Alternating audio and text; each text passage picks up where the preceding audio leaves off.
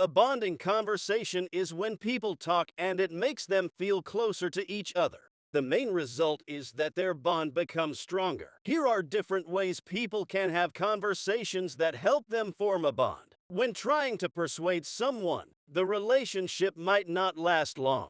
But it's important for the persuader to convince the other person and create a personal connection with them. Usually, people try to find things that are similar to each other, at least for a little while. Some people say that we prefer to buy things from people instead of companies, and building a connection with them is an important part of the process. Sometimes, when people are talking, one person might want to convince the other person to agree with them.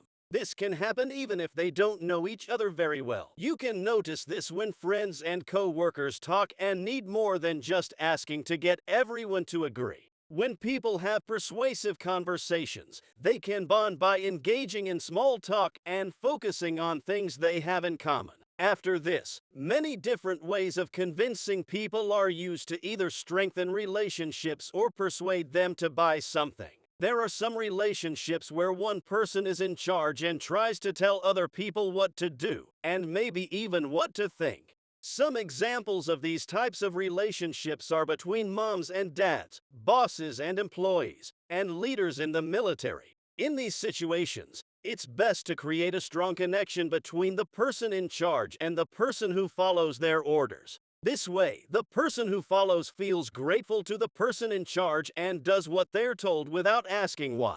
One way people often establish control is by giving directions and using rewards and punishments to make the other person do what they want. Sometimes, even if a relationship is more painful than enjoyable, the consistency principle can make the person who is less powerful think that they actually want to keep complying. This is one reason why people who are in relationships where one person is mean or hurts the other person stay together.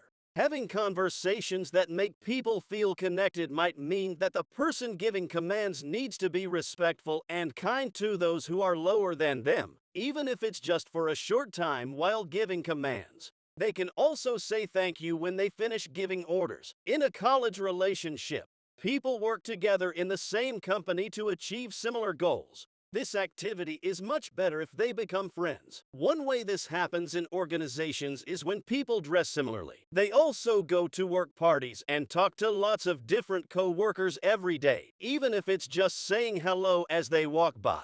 Knowing and saying someone's name is really important. You can use organization charts to help you remember people's names. Organizations can be seen as special groups where people trust each other more than those who are not part of the group.